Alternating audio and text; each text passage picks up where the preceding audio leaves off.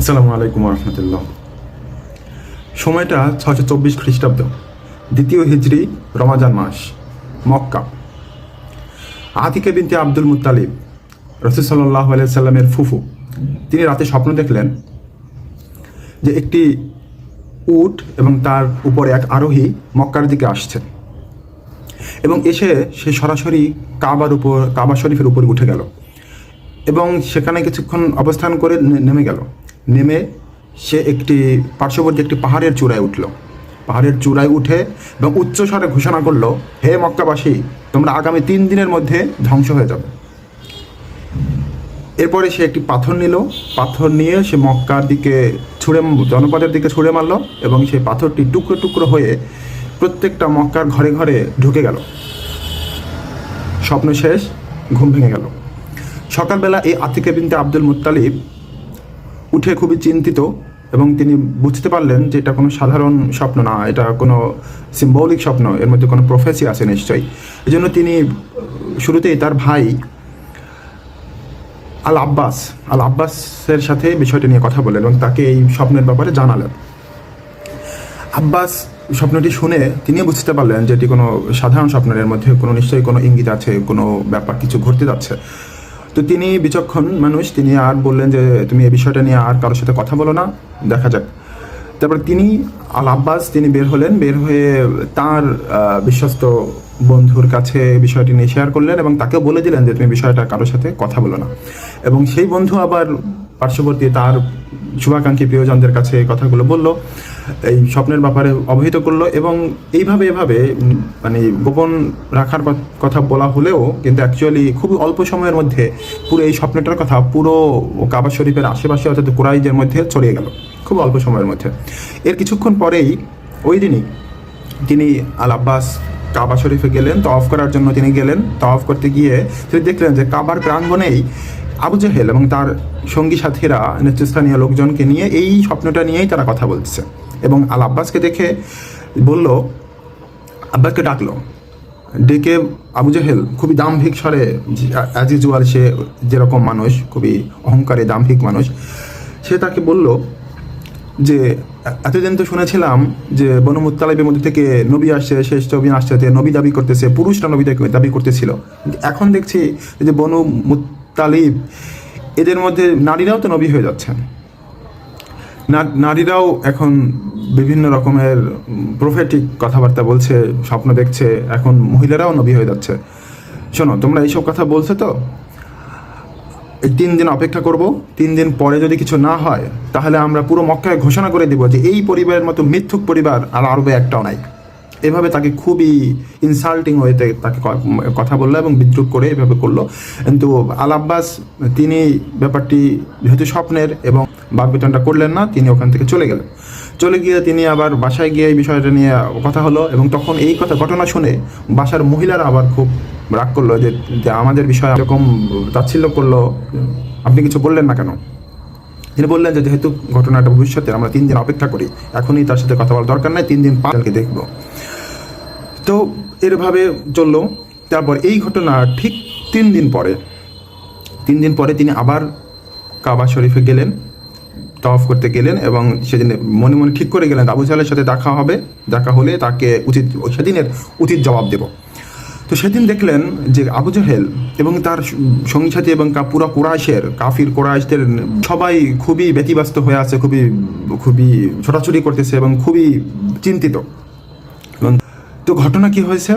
ঘটনা হলো এই ঠিক 3য় দিনে তারা এত ব্যতিব্যস্ত কেন? সের কারণ হচ্ছে এই স্বপ্নের ঠিক 3য় দিনে তৎকালীন মক্কার খুবই দ্রুতগামী রাইডার, খুবই অশ্বারোহী দমদম ইবনে আমর আল গিফারি, এই দমদম ইবনে আমর আল গিফারি ওই 3য় দিনেই সে মক্কায় এসে প্রবেশ করলো এবং তার উটের নাক কেটে দিল, তার ঘোড়ার নাক, তার নিজের পোশাক ছিঁড়ে ফেললো এবং সে যে বিপদের সংকেত যেটা মক্কায়, সেই রকম করে তার বাহনের নাক কেটে দিয়ে সে ঘোষণা করলো, হে কুরাইশ, তোমাদের কাফেলা আক্রান্ত হয়েছে, মুহাম্মদ তোমাদের কাফেলা আক্রমণ করতে যাচ্ছে, তোমরা সাহায্য করে এগিয়ে আসো, না হয় তোমরা কিন্তু তোমাদের কাফেলা বাঁচাতে পারবে না। এই কথা শোনার পরে আবু জেহেল সহ পুরো কুরাইশদের সবাই খুবই চিন্তিত হয়ে পড়লো এবং তারা কি করা যায় সেটা নিয়ে কথা বলতেছে এবং খুবই দ্রুত তার সাথে তারা কোনো একটা পদক্ষেপ নেবে এরকম প্রস্তুতি নিচ্ছে। তখন তাদের ওই স্বপ্ন নিয়ে কথা বলার আর কোনো সুযোগ নাই, তারা সবাই অনেক বেশি চিন্তিত এবং অনেক বেশি ব্যতিব্যস্ত। তো আসলে ঘটনা কি হয়েছে? ঘটনাটা হলো যে আবু সুফিয়ানের নেতৃত্বে, কুরাইশ নেতা আবু সুফিয়ানের নেতৃত্বে পুরো কুরাইশদের, তারা আপনারা জেনে থাকবেন যে কুরাইশরা সিজনাল ব্যবসা করতো।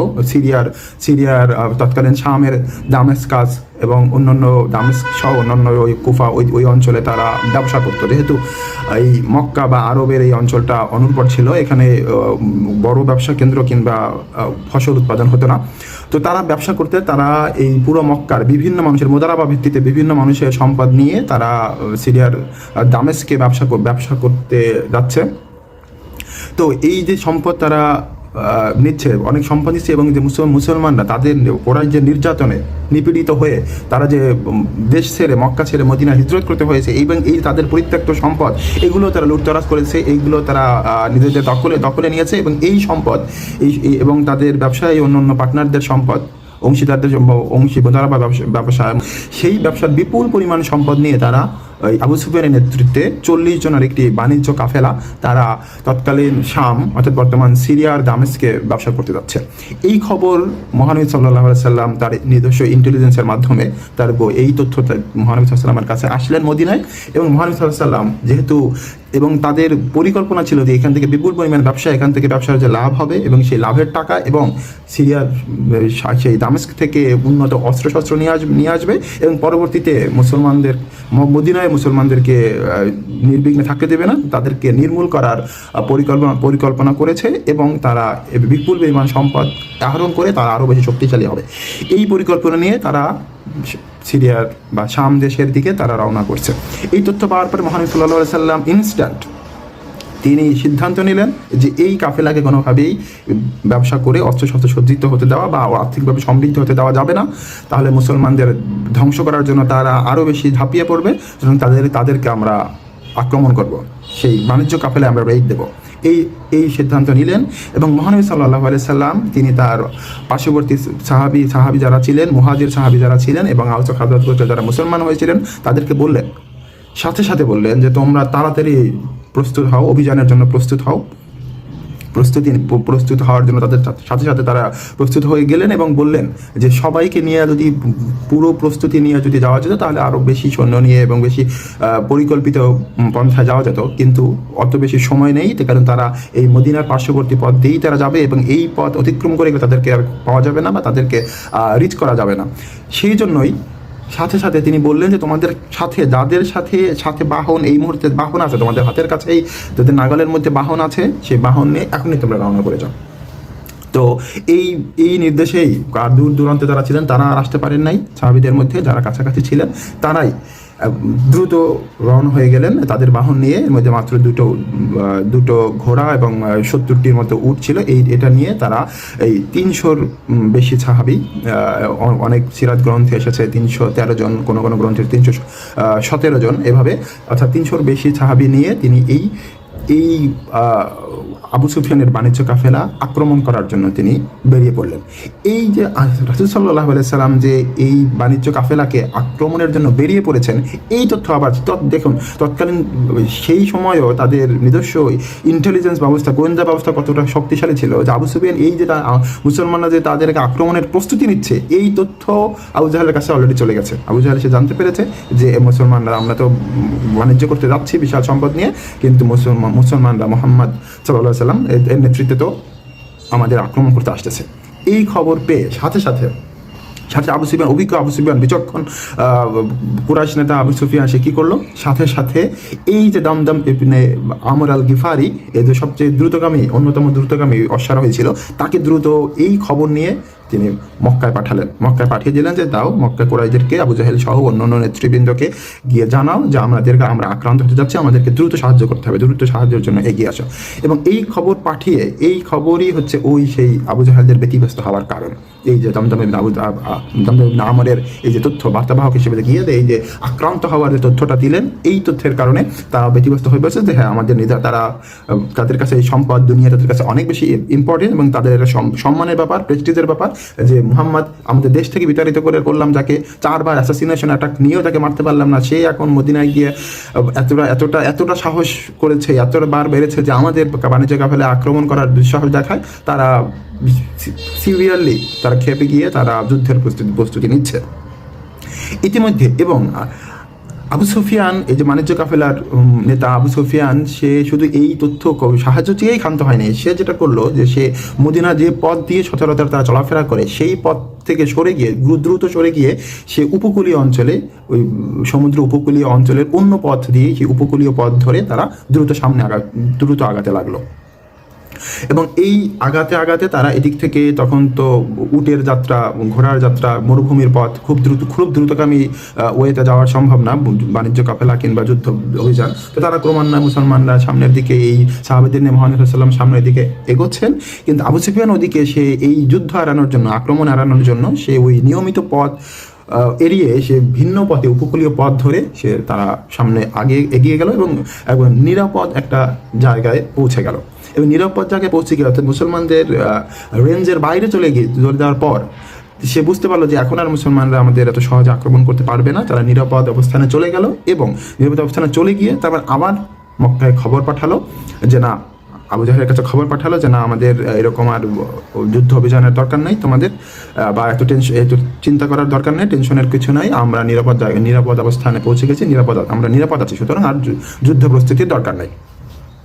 এখন দেখুন, এই যে এইখানে একটি বিষয়, পশ্চিমা বিশ্বে এই বিষয়টি নিয়েও একাডেমিক অ্যারেনায় অনেক বেশি সমালোচনাও আছে যে বিশ্বনবী, মানবতাবাদী নবী মুহাম্মদ কীভাবে এই বাণিজ্য কাফেলায় রেইড দেওয়ার বা আক্রমণ করার চিন্তা করতে পারলো। দেখুন, তারা প্রচুর নির্যাতন নিপীড়ন করে তারা মুসলমানদেরকে মক্কায় থাকতে পর্যন্ত দেয়নি। চারবার মুহাম্মদ সাল্লাল্লাহু আলাইহি ওয়াসাল্লামকে অ্যাসাসিনেশন অ্যাটাক করেছে, তাকে হত্যার চেষ্টা করেছে এবং কি পরিমাণ নির্যাতন করেছে আপনারা জানেন।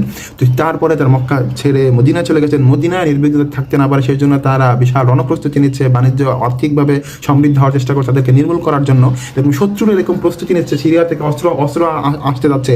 এই খবর পেয়েও একজন বিচক্ষণ মানুষ, একজন আল্লাহর নবী, এবং যিনি এসেছেন এই পৃথিবীতে আল্লাহ তাআলার খেলাফত প্রতিষ্ঠা করতে, আল্লাহ তাআলার প্রতিনিধিত্ব প্রতিষ্ঠা করতে, আল্লাহ তাআলার দ্বীনকে কায়েম করতে, তিনি এই অবস্থায় বসে থাকবেন, এটা তার জন্য মানানসই ছিল না। এবং যৌক্তিক কারণেই তিনি এই বাণিজ্য কাফেলায় অ্যাটাক করেছিলেন।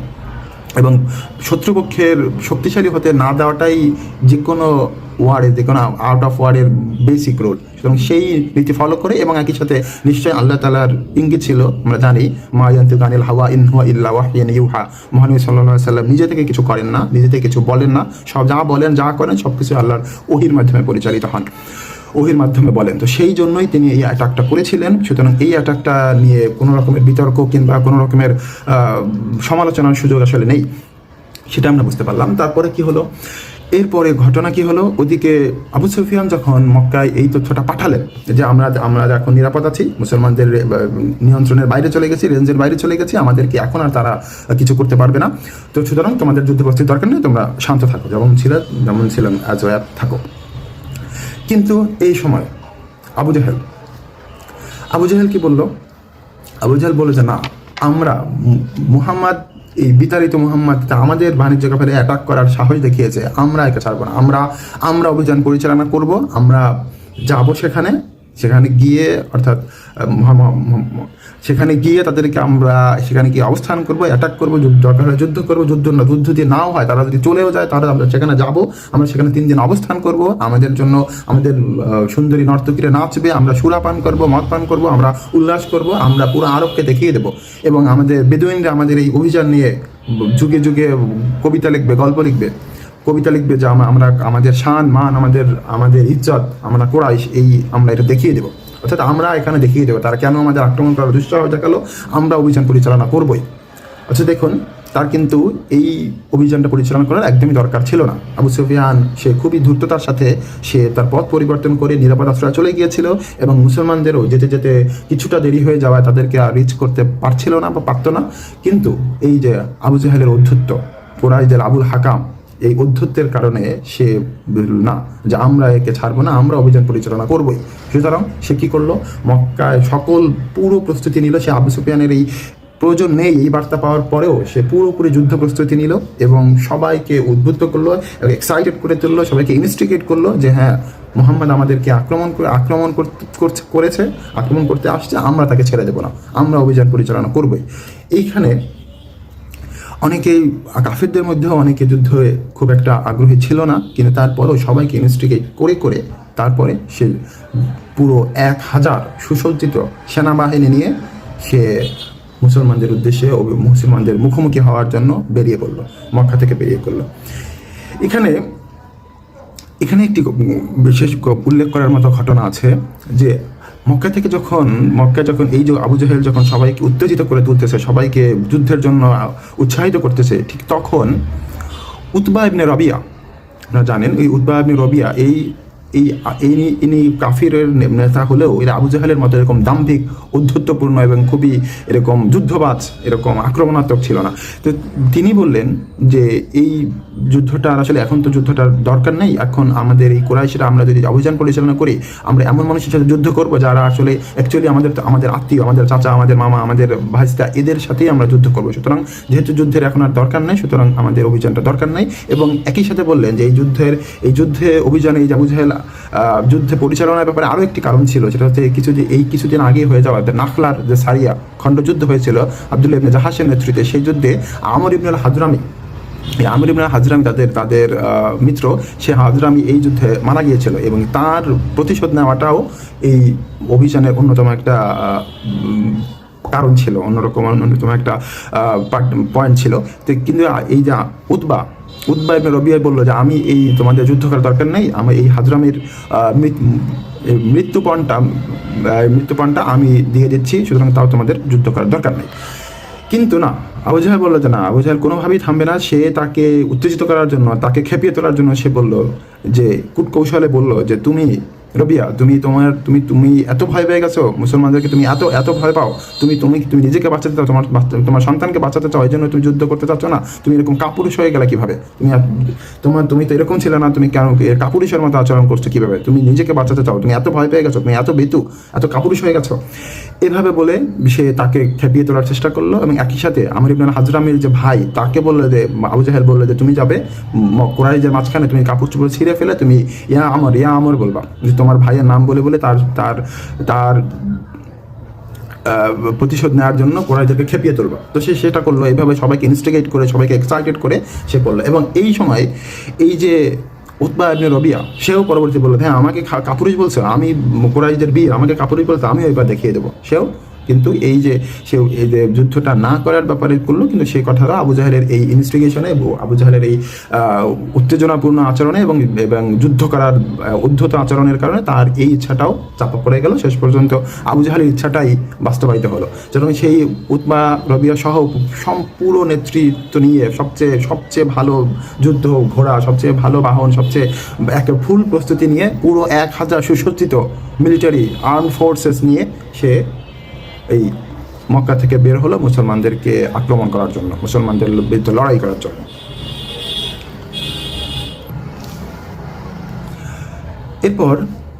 এরপরে কি হলো আমরা সবাই জানি যে তারা বদরে আসলো। মুসলমানরা আগে থেকেই বদর প্রান্তরে গিয়ে তারা শিবির স্থাপন করেছিল, ঘাঁটি গেড়েছিল এবং সেই বদরে তারা আসার পরে যুদ্ধ হলো। এবং যুদ্ধে কি হলো এটা আমরা জানি। কুরাইশ ক্ষতবিক্ষত হয়ে ছন্ন বিচ্ছন্ন হয়ে গেল। আবু জাহেল মারা গেল, এই উতবা মারা গেল এবং পুরো কুরাইশের টপ লিডারশিপ একেবারে শেষ হয়ে গেল এবং 70 জন বন্দী হলো এবং 70 জন নিহত হলো। এভাবে মুসলমানদের first victory in the history of the Islamic history. তো এইটা যে অর্জিত হলো, এই যে যুদ্ধটা হলো, যুদ্ধের ফলাফল আমরা সবাই জানি যে কী হয়েছিল। এইখানে এই যে কুরাইশরা প্রায় তাদের টপ লিডারশিপ শেষ হয়ে গেল, তাদের মেরুদণ্ড পুরোপুরি ভেঙে গেল, প্রায় ধ্বংসের দ্বার প্রান্তে চলে গেল। এই যে অভিযানের এই বদরের মাধ্যমে হলো এটা আসলে কিন্তু এটা এক অর্থে দুনিয়াবি সেন্সে কিন্তু এটা কুরাইশদের দরকার ছিল না। তারা কিন্তু ইজিলি এই যুদ্ধটা অ্যাভয়েড করতে পারতো। তারা কিন্তু আক্রান্ত হয় নাই এবং তাদেরকে আক্রমণ করা যায় নাই। এবং একই সাথে তারা এবং আবু সুফিয়ানও জানিয়েছিল যে তারা আর যুদ্ধ করার দরকার নেই, সুতরাং তোমরা শান্ত থাকো। কিন্তু এই যে ঔদ্ধত্য, আবু জাহেলের ঔদ্ধত্যের কারণে এই যুদ্ধে তারা আসলো এবং তাদের একেবারে পতনের সর্বোচ্চ পর্যায়ে পৌঁছে গেল এবং 70 জন বন্দি হলো এবং আবু জাহেল মারা গেল, উতবা মারা গেল। তো এই যে ঘটনাটা ঘটলো, এখানে দেখুন যে দাম্ভিক আচরণ, এই দাম্ভিকতার জন্য আবু জাহেলের এই পতন হলো এবং কুরাইশদের এই পরিণতি হলো এবং মুসলমানদের বিজয় হলো। আল্লাহ তাআলার পরিকল্পনা, আল্লাহ তাআলার আদেশে, আল্লাহ তাআলার নির্দেশেই হলো। কিন্তু কুরাইশদের দিক থেকে চিন্তা করা যায়, তাদের কিন্তু এই পরাজয়, এই যুদ্ধটাকে একেবারেই দরকার ছিল না। এটা কেন হলো? এই যে অহংকার, আবু জাহেলের অহংকার, দাম্ভিকতার জন্য তাদের এই পরিণতি হলো।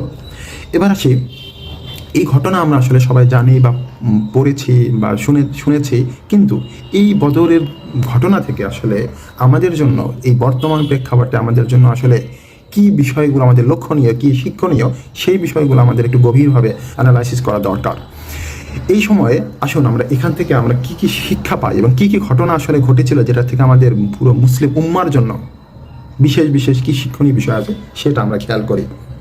প্রথমেই আমরা নাম্বার 1 আমরা যে শিক্ষণীয় বিষয়টা খেয়াল করি যে এই যে অহংকার এবং ঔদ্ধত্য, এটাই যে সবসময় ঔদ্ধত্য থাকলে আল্লাহ তাআলা যে ঔদ্ধত্য, অহংকার পছন্দ করেন না। আল্লাহ তাআলার গায়ের চাদর হচ্ছে অহংকার, সেটা নিয়ে টানাটানি করলে আল্লাহ সেটা বরদাস্ত করেন না, সেটার একটা শিক্ষা আমরা পাই যুগে যুগে পাই। এটা শুধু আবু জাহেল না, আবু জাহেলের কুফফারদের যত নেতা আছে, এই যে মুশরিকদের যত নেতা আছে, এরা হলো এই জালিমদের যে নেতা যারা আছে, তাদের প্রত্যেকের এই দাম্ভিকতা ছিল, এই অহংকার ছিল। আসুন আমরা দেখি এই যে দাম্ভিকতা, এটা একটি এই মুশরিকদের, এই যে জালিমদের এটা কমন প্যাটার্ন। আমরা দেখবেন একেবারে ইতিহাসের দিকে তাকালে দেখবেন নমরুদ কি বলেছিল? আনা উহয়ি ওয়া উমীত, যে আমি জীবন দেই, আমি মৃত্যু দেই। আমরা আপনারা জানেন বিখ্যাত সেই ঘটনা, সূরা বাকারায় বর্ণিত সেই বিখ্যাত ডিবেট, ইব্রাহিম আলাইহিস সালামের সাথে যে ডিবেট হয়েছিল, সেখানে সে বলেছিল আনা উহয়ি ওয়া উমীত, আমি জীবন দেই, আমি মৃত্যু দেই। আল্লাহ জীবন দেয়, মৃত্যু দেয়, তো কি হয়? তোমার আল্লাহ মৃত্যু দেয় তো কি হয়েছে? আমি তো জীবন দেই, মৃত্যু। তার সামনে দুজন মানুষ এনে একজনকে ছেড়ে দিল, বললো যে দেখো তাকে জীবন দিলাম, আরেকজনকে মেরে ফেললো, বলে আমি মৃত্যু দেই। এইভাবে সে এরকম দাম্ভিকভাবে সে বলেছিল যে আনা উহয়ি ওয়া উমীত, আমি মৃত্যু দেই। নমরুদ বলেছিল। তারপর ফিরআউন কি বলেছিল? ফিরআউন বলেছিল আনা রাব্বুকুমুল আ'লা, আমি তোমাদের সর্বোচ্চ খোদা, আমি তোমাদের প্রভু। ফিরআউন বলে, কিন্তু তার কি পরিণতি হয়েছিল সেটা আমরা জানি। তারপরে আদ জাতি ছিল বিখ্যাত কুখ্যাত এক জাতি, যারা শারীরিকভাবে অনেক বেশি সক্ষম ছিল, তারা ফিজিক্যালি অনেক ফিট ছিল, তাদের সামনে দাঁড়ানোর মতো তৎকালীন জাতি খুব একটা ছিল না, খুবই শক্তিশালী ছিল। এবং তাদের বিশেষ বৈশিষ্ট্য ছিল যে তারা হচ্ছে স্থপতি জাতি। তাদের মধ্যে এত বেশি শিল্পী ছিল, এত বেশি রাজমিস্ত্রির পারঙ্গম লোক ছিল, যে তারা পুরো একটা পাহাড় কেটে বাড়ি বানাতো। মানে পাথর দিয়ে বাড়ি বানাতো না, পাহাড় কেটে, আস্ত পাহাড় স্ট্রাকচার রেখে তার মধ্যে রুম বানিয়ে তারা বাড়ি বানাতো, মজবুত বাড়ি বানাতো, যে বাড়ি এবং যেই দেয়াল কেউ ভেদ করতে পারতো না। এটা ছিল তাদের দাম্ভিকতার অন্যতম জায়গা। তারা ফিজিক্যালি অনেক শক্তিশালী যোদ্ধা ছিল এবং একই সাথে তারা এই যে পাহাড় কেটে বাড়ি বানাতো, শহর বানাতো, এটা ছিল তাদের দাম্ভিকতার একটা অন্যতম ব্যাপার। সেই আদ জাতিরা কি বলেছিল?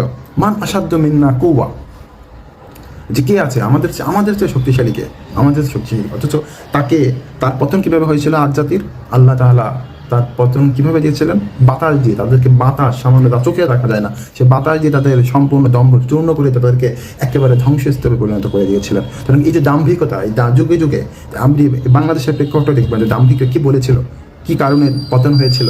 সুতরাং এই দাম্ভিকতার পরম্পরা যুগে যুগে আপনারা দেখে থাকবেন। কিন্তু এদের বিরুদ্ধে আল্লাহ তাআলা ঘোষণা করতেছেন, এই দাম্ভিক কোনো মুমিনের পক্ষে, কোনো মুমিন সত্যিকার যার ঈমান আছে আল্লাহর প্রতি, সে আল্লাহর উপর তাওয়াক্কুল করে, সে কখনোই দাম্ভিক বা অহংকারী হতে পারে না। এবং দাম্ভিক, অহংকারী এবং নিজের উপরে যদি নিজেকে শক্তিশালী মনে করে, আল্লাহর উপর ভরসা না করে, আল্লাহর উপর তাওয়াক্কুল না করে, নিজের উপর ভরসা করে, তাহলে তার পতন অনিবার্য। এই জন্য এই দাম্ভিকদের জবাবে আল্লাহ তাআলা কি বলেছিলেন?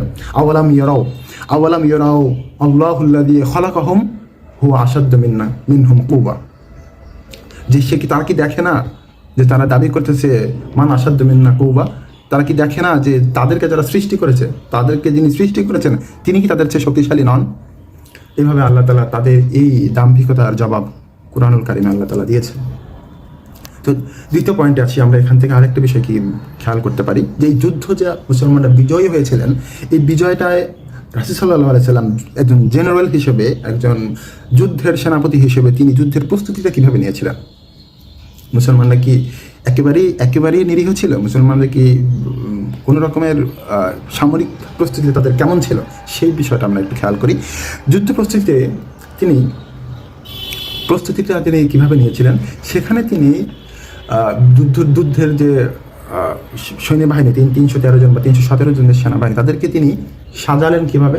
তিনি সাজালেন প্রথমে সারিবদ্ধভাবে সেনাবাহিনীকে বদরের ময়দানে সাজালেন, এবং শুরুতেই তিনি যেটা করলেন, আগেই তিনি বদরের প্রান্তরটাকে তিনি যুদ্ধ যেহেতু অনিবার্য হয়ে গিয়েছে, তখন মুসলমানদের যুদ্ধ যখন নিশ্চিত হয়ে গেল যে যুদ্ধ এখন আবু জাহেলের মূল সেনাবাহিনীর সাথে যুদ্ধ করতে হবে, এখন আর বাণিজ্য কাফেলা নয়, এখন মূল সুসজ্জিত 1000-এর বিশাল বাহিনীর সাথে যুদ্ধ করতে হবে, তখন তিনি প্রথমেই বদরে গেলেন। বদরে গিয়ে ওখানে সুবিধাজনক প্রান্তে, যেখানে সূর্যের আলো চোখে পড়বে না এরকম প্রান্তে তিনি গেলেন, এবং যে প্রান্তে কূপ ছিল, পানির কূপ ছিল, এরকম সুবিধাজনক জায়গায় গিয়ে প্রথমে তিনি ঘাঁটি গাড়লেন। ঘাঁটি গাড়ার পরে তিনি সৈন্যদেরকে, যখন যুদ্ধ অনিবার্য হয়ে গেল, তখন ওরা যখন চলে আসলো, তখন যুদ্ধের জন্য তিনি মুসলমান সৈন্যদের সারিবদ্ধভাবে সাজালেন। এখানে সারিবদ্ধভাবে সাজানোর ক্ষেত্রে আরবীয় নীতি না মেনে তিনি যেটা করলেন, প্রথম তিনি বর্ষাধারী যে সাহাবীরা ছিল তাদেরকে সামনের সারিতে দাঁড় করালেন, তার পেছনে যারা তীরন্দাজ, যারা তীর ছোড়েন, সেই তীরন্দাজ সাহাবীদেরকে পিছনে দাঁড় করালেন, এরপরে অন্যান্য সৈন্যদেরকে দাঁড় করালেন। তো এই পদ্ধতিটার নাম ছিল জাহাফ। এই জাহাফটা এটা আরবীয় পদ্ধতি না, আরবীয় যুদ্ধ পদ্ধতি এটা না, এটা আরবীয় আর্ট অফ ওয়ার না, এটা ছিল মূলত পারস্য রোমরা এই পদ্ধতি ব্যবহার করতো। সামনে বর্ষাধারী যারা থাকতো, তারা সামনে থেকে কারো শত্রুপক্ষের ভেতরে এদিকে আসাটা ঠেকাতো, আর পেছন দিক থেকে তীরন্দাজরা তীর ছুড়ে শত্রুপক্ষকে ঘায়েল করত। এই পদ্ধতিটা মুহাম্মদ সাল্লাল্লাহু আলাইহি ওয়াসাল্লাম গ্রহণ করলেন, এটা পারস্য থেকে তিনি এটা নিয়েছেন বা শিখেছেন। এখানে একটি বিষয় লক্ষণীয় যে আমরা কোনো বিষয়ে আমাদের অন্য কোনো জাতি থেকে কোনো ভালো বিষয়ে, কোনো দক্ষতার বিষয়ে, কোনো উন্নত কোনো চিন্তা, উন্নত কোনো ধারণা, উন্নত কোনো পদ্ধতি গ্রহণ করার ক্ষেত্রে যদি না সেখানে কোনো আকায়দি ইস্যু থাকে, কোনো সরই কোনো সাংঘর্ষিকতা না থাকে, তাহলে সেটা আমরা গ্রহণ করতে পারি। এই জায়গা থেকে আমরা এটা শিক্ষা নিতে পারি যে আমাদের যেখানে কোনো আকায়দি ইস্যু নেই, কোনো আকায়দি কোনো সাংঘর্ষিকতা নাই, কোনো বিরোধিতা নাই, আমাদের বিধানের সাথে কোনো বিরোধিতা নাই, সেই জিনিসগুলো আমরা নিতে পারি। এবং এখানে আরও একটি যুক্তি আছে, সেটা হলো যে আদম আলাইহিস সালাম, আমাদের আমরা অন্তত মুসলমানরা বিশ্বাস করি যে আদম আলাইহিস সালাম থেকেই সকল মানুষ এসেছে। যদিও এটা নিয়ে ডারউইন তত্ত্ব ছাড়া অন্য কেউ দ্বিমত করে না, আর অ্যাডাম অ্যান্ড ইভ থেকে এই পুরো মানব জাতি পৃথিবীতে ছড়িয়েছে। তো এই আদম আলাইহিস সালামকে আল্লাহ তাআলা সৃষ্টি করে আদমের মধ্যে তিনি রূহ ফুঁকে দিয়েছিলেন, যেটা কোরআনে আল্লাহ তাআলা বলেছেন। এই রূহ ফুঁকে দিয়ে আদম আলাইহিস সালামের সন্তান সবাই আদম আলাইহিস সালাম, যে এখন বিভিন্ন জাতিতে বিভক্ত হয়ে পড়লেও, পুরো বিশ্বে বিভক্ত হয়ে পড়লেও মূলত তো আমরা আদম সন্তান। সুতরাং আদম আলাইহিস সালামের মধ্যে আল্লাহ তাআলা রূহ ফুঁকে দিয়েছিলেন, এবং আদমকে আল্লাহ তাআলা প্রথম শিক্ষা দিয়েছিলেন। ওয়াল্লামা আদম আসমা কুল্লুহু। তো এই যে আল্লাহ তাআলা সকল জ্ঞান আল্লাহ আদম আলাইহিস সালামকে শিক্ষা দিতেন, এবং সেখান থেকে এই সকল জ্ঞান ছড়িয়ে পড়েছে। সুতরাং তারা তো সবাই আদম সন্তান। সুতরাং তাদের কাছ থেকে যারা আমাদের সরই কোনো বিরোধিতা নেই, সেই শিক্ষাগুলো আমরা, সেই বিষয়গুলো তাদের কাছ থেকে নিতে পারি, এবং এই বদর প্রান্তর থেকেও আমরা এই শিক্ষাটা আমরা পেতে পারি। এরপরে তৃতীয়ত আরেকটা বিষয় দেখি আমরা, যে এই যে যুদ্ধের যে বিষয়টি, এখানে একটি বিষয় ছিল যে যুদ্ধটা প্রথম মুসলমানরা বেরিয়েছিল একটি 40 জনের ছোট্ট একটি বাণিজ্য কাফেলাকে অ্যাটাক করার জন্য, এবং এখান থেকে যারা যুদ্ধ প্রস্তুতি, তারা যেন আমাদের বিরুদ্ধে যেন শক্তিশালী হতে না পারে, সেইটাকে প্রতিহত করার জন্যই ছিল এই প্রস্তুতিটা। কিন্তু পরবর্তীতে যখন আবু জাহেল মূল সেনাবাহিনী নিয়ে যখন বদর প্রান্তে হাজির হলো, সেই জায়গাটায় এখন মুসলমানরা যুদ্ধ করবে কি করবে না, মুসলমানরা কি এখান থেকে নিরীহ অবস্থা ফিরে আসবে নাকি যুদ্ধ করবে, এই বিষয়টা নিয়ে মুহাম্মদ সাল্লাল্লাহু আলাইহি ওয়াসাল্লাম মাশওয়ারা ডাকলেন, শুরা ডাকলেন। প্রধান নেতৃস্থানীয় সাহাবীদের নিয়ে তিনি শুরা ডাকলেন। এটা দুইবার শুরা ডেকেছেন। প্রথম তিনি একবার শুরা ডাকলেন, এবং যখন আমরা এই যে অ্যাটাক করতে যাবে কি যাবে না, সেই সময় একবার সূরা ডাকলেন। সেই সূরায় আমাদের প্রথমেই যখন সাহাবীদের মতামত চাইলেন মুহাম্মদ সাল্লাল্লাহু আলাইহি ওয়াসাল্লাম, তিনি মতামত নিলেন, এবং এখানে এক বাক্যে মুহাজির সাহাবীরা, হযরত আবু বকর, হযরত ওমর, ওসমান, আলী, এই নেতৃস্থানীয় সাহাবীরা, আব্দুর রহমান ইবনে আউফ, এরা সবাই বললেন যে আমাদের এটাকে ছেড়ে দেওয়া উচিত না, আমাদের অ্যাটাক করা উচিত, আমরা অ্যাটাক করব, আপনি এগিয়ে গেলে আমরা আপনার সাথে আছি। এবং এখানে মহানবী সাল্লাল্লাহু আলাইহি সাল্লাম আল্লাহ নবী তিনি আনসারি সাহাবীদের কাছ থেকে কিছু শুনতে চাচ্ছিলেন, মনে হয় তিনি অপেক্ষা করছিলেন যে আনসারি নেতাদের মধ্য থেকে কেউ এই বিষয়ে মতামত দিক।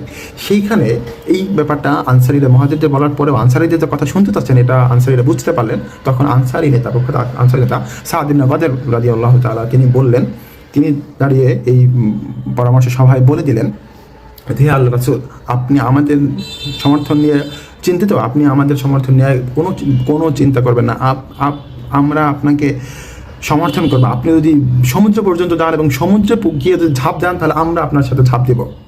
এই কথা বললেন, সুবহানাল্লাহ। এই কথা তিনি বললেন। এবং এই ব্যাপারটা, এই যে আনসারি সাহাবীদের মতামত বিশেষভাবে রাসূল সাল্লাল্লাহু আলাইহি ওয়াসাল্লাম প্রত্যাশা করছিলেন, এর একটা কারণ ছিল মদিনাবাসী যে আল্লাহ রাসূল সাল্লাল্লাহু আলাইহি ওয়াসাল্লামের কাছে যে নিরাপত্তা দেওয়ার, প্রতিরক্ষার যে ওয়াদা করেছিলেন সেটা ছিল মদিনায় রাসূলুল্লাহ দাওয়াত দিয়েছিলেন মদিনার ভিতরে যে তাকে সর্বোচ্চ প্রোটেকশন দিবে, সর্বোচ্চ সমর্থন দিবে এবং বহিঃশক্তির আক্রমণ থেকে প্রতিহত করবে সম্মিলিতভাবে। এই প্রতিশ্রুতি ছিল মদিনায়। কিন্তু অ্যাকচুয়ালি বদর এটা মদিনা থেকে 80 মাইল বা 130 কিলোর মতো দূরে, এটা মদিনার বাইরে। সুতরাং এই মদিনার বাইরে তারা বলতে পারতো যে মদিনার বাইরে তো আমাদের অভিযান করা বা এখনই আক্রমণ করা বা যুদ্ধ করা এরকম তো কোনো প্রতিশ্রুতি ছিল না। সুতরাং তারা দ্বিমত করতে পারতো, দ্বিমত করার জায়গা ছিল। কিন্তু তার আনুগত্য দেখেন, রাসূল সাল্লাম চেয়েছেন অ্যাটাক করার, তিনি এক বাক্যে মুহাজির বা আনসার সবাই রাজি হয়ে গেলেন। এইটা ছিল প্রথম সূরা। এটা হচ্ছে সেই বাণিজ্য কাফেলা অ্যাটাক করার ক্ষেত্রে এই সূরার সিদ্ধান্তের ভিত্তিতে তিনি এগিয়ে গেলেন। এরপরে যখন আবারও তিনি সূরা ডাকলেন, যখন দেখলেন যে এখন আর বাণিজ্য কাফেলা নয়, এখন আবু জাহেলের একেবারে সুসজ্জিত 1000 বিশাল বাহিনীর সাথে, সুসজ্জিত সেনাবাহিনীর সাথে যুদ্ধ করতে হবে, সেই সময় তিনি আবার সূরা ডাকলেন, আবার মতামত নিলেন, সকল সাহাবীর নেতৃস্থানীয় সাহাবীর মতামত নিলেন। এবং সেখানে মুহাজির আবু বকর, ওমর রাদিয়াল্লাহু আনহুম তারা সবাই মতামত দিলেন যে হ্যাঁ স্যার আপনি এগিয়ে যান, আমরা আপনার সাথে আছি, আপনার সিদ্ধান্ত আমরা সর্বাত্মকভাবে আমরা যুদ্ধ করব। তো এইখানেও আবারও তিনি আনসারি সাহাবীদের মতামত প্রত্যাশা করলেন। তিনি আনসারিদের দিকে তাকাচ্ছিলেন বারবার। তো এই দ্বিতীয়বার তাকানোর ক্ষেত্রে প্রখ্যাত আনসারি নেতৃস্থানীয় সাহাবী আল মিকদাদ ইবনে আসওয়াদ তিনি যেই কথাটা সেদিন বলেছিলেন সেটা আজও পর্যন্ত মুসলমানদেরকে অনুপ্রাণিত করে, মুসলমানদের বনী ইসরায়েল থেকে আলাদা মুসলমানদের শ্রেষ্ঠত্বের প্রমাণ হয়ে আছে, আজও ইতিহাসে স্মরণীয় হয়ে আছে। তিনি কি বলেছিলেন? মিকদাদ ইবনে আসওয়াদ তিনি সেই সভায় দাঁড়িয়ে বলেছিলেন, হে আল্লাহ রাসূল, আমরা কখনোই বনী ইসরায়েলের মতো বলবো না যে হে রাসূল তুমি আর তোমার রব গিয়ে ওদের সাথে যুদ্ধ করো, আমরা যাব না। আমরা আপনার সাথে যুদ্ধ করব, আপনার সঙ্গে যুদ্ধ করব, আপনার সামনে যুদ্ধ করব, আপনার পেছনে যুদ্ধ করব, আপনার ডানে যুদ্ধ করব, আপনার বামে যুদ্ধ করব। সুবহানাল্লাহ। এই যে বলিষ্ঠ সমর্থন সেদিন মিকদাদ ইবনে আসওয়াদ দিয়েছিলেন এবং বলেছিলেন যে আমরা শেষ পর্যন্ত আপনার সাথে আছি। এই হচ্ছে ব্যাপার। উম্মতে মুহাম্মাদিয়া আর বনী ইসরায়েলের মধ্যে এই দিন একটি বিশেষ পার্থক্য হয়ে গেছিল এই মিকদাদ ইবনে আসওয়াদের বক্তব্যের মধ্য দিয়ে, যেটি ইতিহাসে আজও স্মরণীয় হয়ে আছে এবং মুসলমানদেরকে অনুপ্রাণিত করে। আসলে আমরা এই বিষয়গুলো, এই বীরত্বের কাহিনীগুলো আমরা আসলে উপলব্ধি করি না, আমরা চর্চা করি না। এটাই হচ্ছে আজকে আমাদের বীরত্ব হারানোর, আমাদের গৌরব উজ্জ্বল সেই ইতিহাস হারিয়ে ফেলার অন্যতম কারণ। এবং এইটাই হচ্ছে উম্মতে মুহাম্মাদের বৈশিষ্ট্য, যে যারা কখনোই সত্যের পথে লড়াই করতে পিছপা হয় না এবং নবীর আদেশ এবং সত্যের পথে এগিয়ে যেতে কখনোই পিছপা হয় না। যদিও তারা সেই সময় অবস্থার বিচারে, প্রস্তুতির বিচারে, সংখ্যার বিচারে তারা ছিল অনেক পিছিয়ে, তাদের তেমন কোনো অস্ত্র ছিল না, মাত্র 2টা ঘোড়া ছিল আর 70টা উট ছিল। সেই উট নিয়ে তারা সুসজ্জিত আবু জাহেলের সেনাবাহিনীর সাথে লড়াই করার জন্য এইভাবে উদ্দীপ্ত হয়েছিল। আল্লাহ রাসূলকে বলেছিল যে আমরা আপনার সর্বদিক থেকে যুদ্ধ, আপনার সামনে, আপনার পেছনে, আপনার ডানে, আপনার বামে, সব জায়গায় আমরা শেষ পর্যন্ত লড়াই করব। সুবহানাল্লাহ। এরপরে আসে এইভাবে রাসূল সাল্লাল্লাহু আলাইহি ওয়াসাল্লাম মক্কায় গেলেন, বদরে গিয়ে তিনি প্রস্তুতি নিলেন, এই জাহাজ পদ্ধতিতে সৈন্য সমাগম করালেন এবং এভাবে পুরোপুরি তারা যুদ্ধের জন্য প্রস্তুতি নিলেন। এরপরে তিনি কি করলেন? এরপরে তিনি আল্লাহ তাআলার কাছে পুরোপুরি প্রস্তুতি সেরে তিনি আল্লাহর কাছে দোয়া করলেন এবং আল্লাহর উপর পূর্ণ তাওয়াক্কুল করলেন। তিনি এতটাই বেশি তীব্রভাবে দোয়া করতেছিলেন যে চতুর্থ পয়েন্ট খেয়াল করি আমরা, আগে তিনি প্রস্তুতি নিয়েছেন, সূরা করেছেন, তার সর্বোচ্চ প্রস্তুতি নিয়েছেন, বিভিন্ন কৌশল, যুদ্ধের যতগুলো কৌশল আছে ময়দান সেট আপ করা, ডিপ্লয়মেন্ট করা, সকল এই যে আসবাবি যে পদ্ধতিগুলো সেগুলো তিনি গ্রহণ করলেন, সর্বোচ্চ প্রস্তুতি, তার সাধ্যের সর্বোচ্চ প্রস্তুতি নিলেন, তারপরে তিনি আল্লাহর কাছে হাত তুললেন, আল্লাহর কাছে দোয়া করলেন, এবং এতই তীব্রভাবে, এতটাই একেবারে কায় মনোবাক্যে তিনি দোয়া করতেছিলেন যে আল্লাহকে বলছে, হে আল্লাহ, আজকের আপনাকে সাহায্য করার প্রতিশ্রুতি দিয়েছিলেন, সেই প্রতিশ্রুতির দিন আজ, আপনি আমরা সেই প্রতিশ্রুতি পূরণ করুন। হে আল্লাহ, আপনি যদি আজকে যদি এই বাহিনী আমরা যদি পরাজিত হই, তাহলে এই জমিনে আপনার ইবাদত করার মতো আর কেউ অবশিষ্ট থাকবে না। আপনি কি চান যে আপনার ইবাদত করার মতো, আপনার বন্দেগী করার মতো এই জমিনে আর কেউ না থাকুক? এইভাবে তিনি তোমরা একেবারে কায় মনোবাক্যে তীব্রভাবে তিনি আল্লাহর কাছে অনর্গল দোয়া করে যাচ্ছিলেন, এবং তার দোয়ার এই এতটাই মর্মস্পর্শী, এতটাই কায় মনোবাক্যের দোয়ার তীব্রতা দেখে আবু বকর রাদিয়াল্লাহু আনহু পেরেশান হয়ে গেলেন যে রাসূল সাল্লাম না জানি কোনো অ্যাক্সিডেন্ট হয়ে যায়, অসুস্থ হয়ে যায়। সেজন্য তিনি রাসূল সাল্লামের কাছে এসে বললেন যে, হে আল্লাহ রাসূল, আপনি আল্লাহর রাসূল, আপনাকে আল্লাহ অবশ্যই সাহায্য করবেন, আর থাক আর আপনি কান্নাকাটি করবেন না। এইভাবে তিনি আবু বকর সাল্লাল্লাহু আলাইহি সাল্লামকে শান্ত করতেছিলেন, প্রশমিত করতেছিলেন।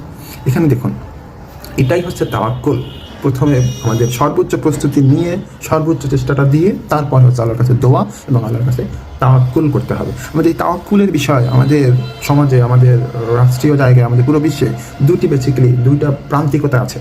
একটি হলো যে একদল মনে করে যে আমাদের শুধু শক্তি, আমাদের অস্ত্র, আমাদের সাজসজ্জা, আমাদের প্রস্তুতি, আমাদের এগুলো দিয়ে আমরা অনেক কিছু করে ফেলবো, এগুলোই এনাফ আমাদের বিজয়ের জন্য, আমাদের মুক্তির জন্য।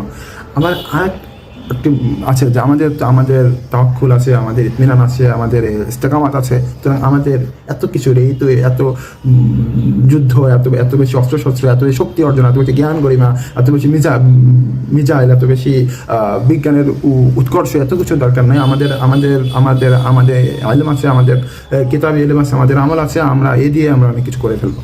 এই যে দুইটো প্রান্তিকতা আছে। আসলে আমাদের এখানে সমস্যাটা কোথায়? সমস্যাটা সেই বদরের যেই প্রস্তুতি ছিল, বদরের যেই ঈমান ছিল, বাকি সাথে যেই তাওয়াক্কুল ছিল, সেইটা আমাদের ঘাটতি।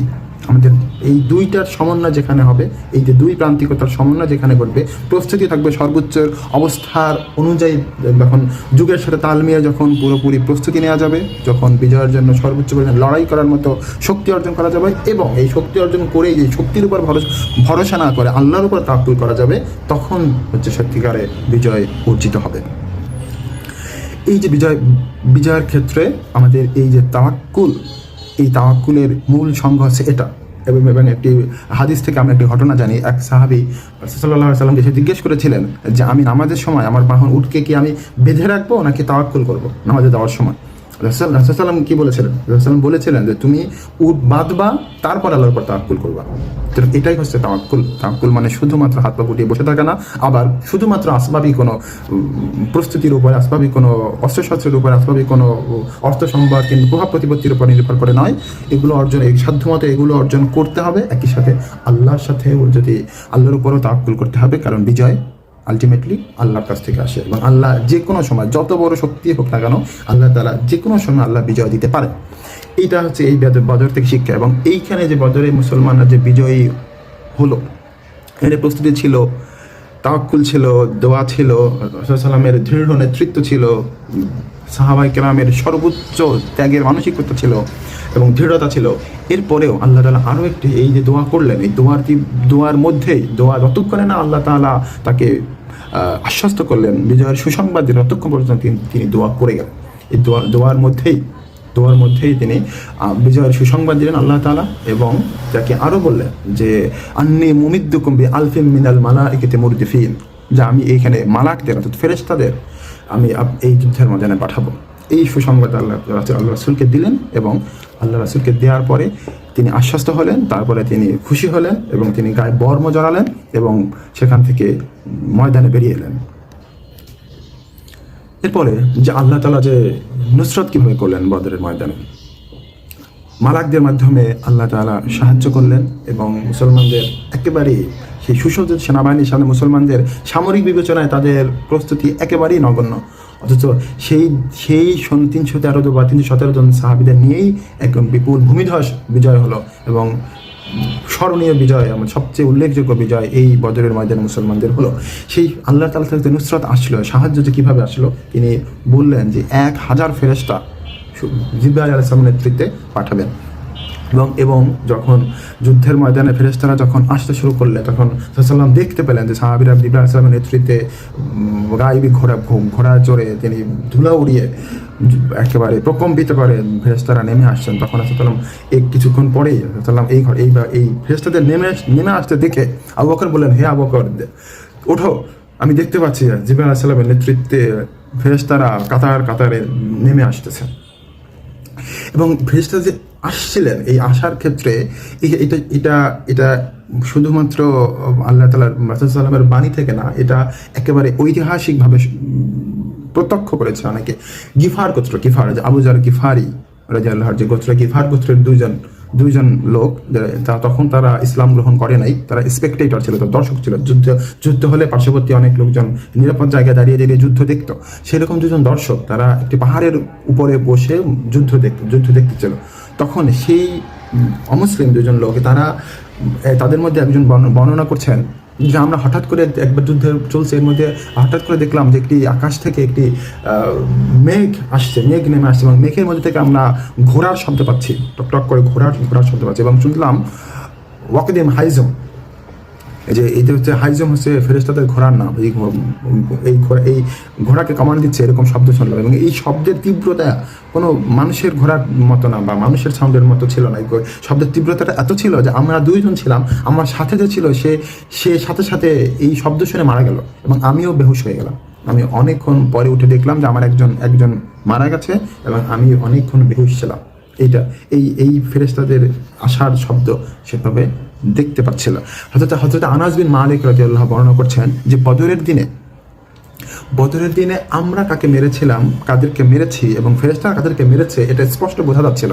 আমরা যাদেরকে মেরেছি তারা হচ্ছে তরোয়ালের আঘাতে তারা ক্ষতবিক্ষত হয়েছিল, আর ফেরেশতারা তাদেরকে মেরেছে তাদের ঘাড় এবং মাথা ভেঙে গেছে এবং পোড়া দাগ, মুখের মধ্যে ঘাড়ের মধ্যে পোড়া দাগ দেখা যাচ্ছিল। সুতরাং তাদের লাশ দেখে, কাফেরদের লাশ দেখে স্পষ্ট বোঝা যাচ্ছিল যে কাদেরকে আমরা মেরেছি আর কাদেরকে ফেরেশতারা আঘাত করেছে। এইভাবে আল্লাহ তাআলা এবং ফেরেশতাদেরকে আল্লাহ তাআলা সুসংবাদ দিয়েছিল, ফেরেশতাদেরকে আল্লাহ তাআলা পাঠিয়েছিল, সেটাও আল্লাহ কোরআনে বলেছিলেন। এবং ফেরেশতারা এসে কি করবে, ফাসাব্বিতুল্লাযীনা আমানু, ফেরেশতাদেরকে আল্লাহ কমান্ড দিচ্ছেন যে তোমরা যাও, মুসলমানদেরকে দৃঢ় হতে রাখো এবং ফাদরিবু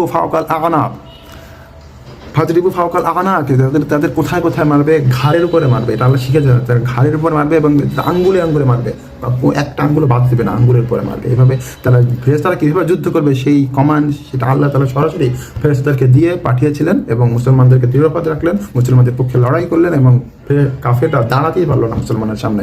এবং এই দিন আমাদের হামজা রাদিয়াল্লাহু তাআলা আনহুর বীরত্ব, হযরত আলী রাদিয়াল্লাহু বীরত্ব ইতিহাসে স্মরণীয় হয়ে আছে। এবং বর্ণনা এসেছে যে 70 জন যে কাফিরদের মৃত্যুবরণ করেছিল তার মধ্যে প্রায় অর্ধেক আলী রাদিয়াল্লাহু একাই মেরেছিল।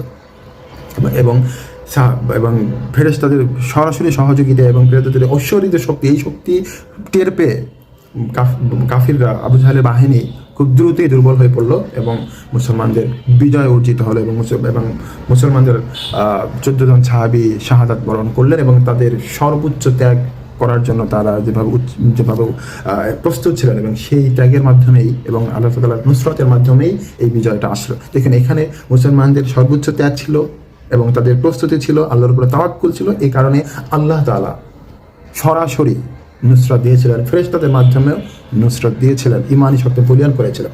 এই জন্য আমাদের হকপন্থীরা এখনো বলেন, আমরা বিশ্বাস করি যে সেই বদরের মতো ঈমান নিয়ে, বদরের মতো আকীদা নিয়ে, বদরের মতো মিশন নিয়ে যদি আমরা নামতে পারি তাহলে সেই মালাকরা একই আছে, সেই ফেরেশতারাও একই আছে এবং সেই ফেরেশতাদের মালিকও একই আছে। সুতরাং আমরা যদি সেই মিশন নিয়ে নামতে পারি তাহলে আবারও ফেরেশতারা আমাদের সহযোগিতার জন্য নামবেন ইনশাআল্লাহ। সুবহানাল্লাহ। এরপরে আমরা আসি, আরও একটা ঘটনা আমরা আলোচনা করি।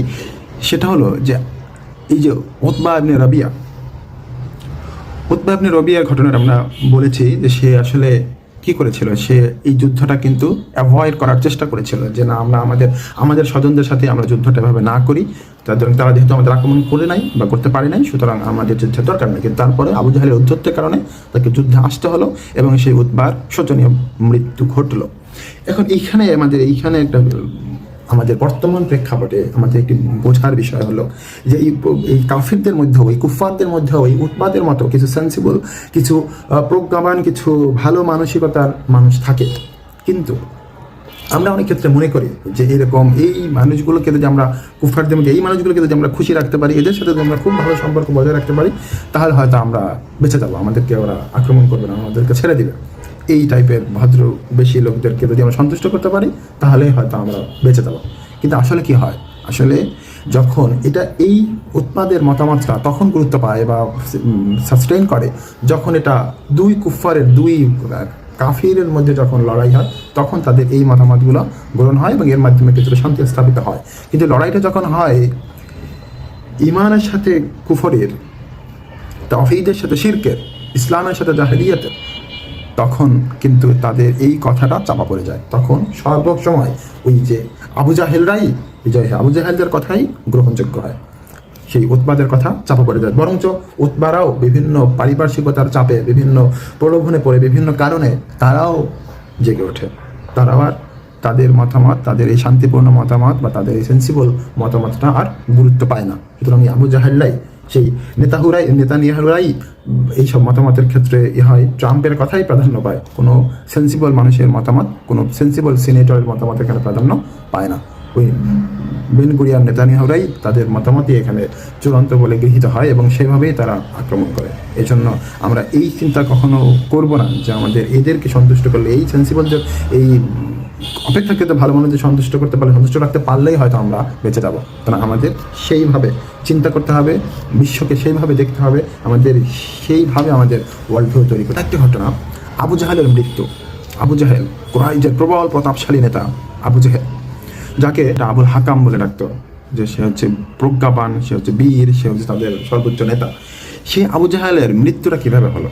আসলে এখানে কয়েকটি বর্ণনা পাওয়া যায়। প্রসিদ্ধ বর্ণনা আব্দুর রহমান ইবনে আউফ রাদিয়াল্লাহু থেকে আমরা জানতে পারি, তিনি বলছেন যে যুদ্ধ চলে, বদরের প্রান্তরে যুদ্ধ চলছে, তার মাঝখানে হঠাৎ করে আমার পাশে একটি 13-14 বছরের এক কিশোর এসে আমাকে জানছিল, চাচা, আমার কাছে জিজ্ঞেস করলো, চাচা, আবু জাহেলকে, আনসারি কিশোর, যোদ্ধা কিশোর, এই সেই কিশোরদের আবার যুদ্ধে আসারও একটি কাহিনী আছে, খুব মর্মস্পর্শী এবং মজার কাহিনী আছে, সেটা হয়তো অন্য কোনো সময় আলোচনা করব।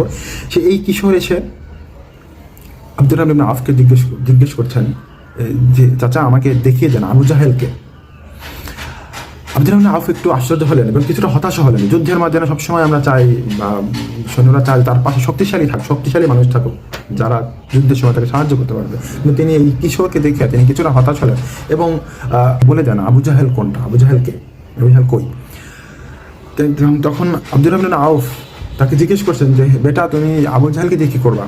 আবু জাহেল তো ওদের সেনাপতি, তো সুরক্ষিত জায়গায় আছে, তাকে দিয়ে তুমি কী করবে? তখন সেই কিশোর আব্দুর রহমান ইবনে আউফকে বললেন যে আমি শুনেছি, সাহাবাদের কাছ থেকে আমি শুনেছি যে আমার নবীকে, মুহাম্মদ সাল্লাল্লাহু আলাইহি সাল্লামকে এই আবু জাহেল মক্কায় সবচেয়ে বেশি কষ্ট দিয়েছে, সবচেয়ে বেশি অপমানিত করেছে, সবচেয়ে বেশি লাঞ্ছিত করেছে এবং হত্যার পরিকল্পনা করেছিল। আমি শুনেছি, তাহলে আমি আজকে যদি আবু জাহেলকে যদি পাই, তাহলে হয় আবু জাহেল বেঁচে থাকবে, না হয় আমি বেঁচে থাকবো। এই কথা আব্দুর রহমান ইবনে আউফকে বললেন। সাথে সাথে অন্য প্রান্ত থেকে আরেকজন কিশোর, এরকমই কাছাকাছি বয়সে আরেকজন কিশোর এসে একই প্রশ্ন করলেন যে চাচা, আবু জাহেল কই, আবু জাহেল কোথায়, আবু জাহেলকে আমাকে একটু দেখিয়ে দেন। এরপরেই এই কিশোর দুজনকে দেখে আব্দুর রহমান আউফ বুঝতে পারলেন যে এই কোনো সাধারণ কিশোর, এরা কোনো সাধারণ কিশোর না। তা তিনি বুঝতে পারলেন, তিনি তারপরে দেখিয়ে দিলেন যে ওই যে দেখো, ওই যে ঘোড়ার পিঠে, ওখানে তাকে যারা সৈন্য সামন্তরা একেবারে ঘিরে রেখেছে, এই হচ্ছে আবু জাহেল। কারণ এরা তো আনসারি থাকবে, তারা আবু জাহেলকে চিনতেন না, মুহাজিররা আবু জাহেলকে চেনে, আনসারিরা তো চেনেন না।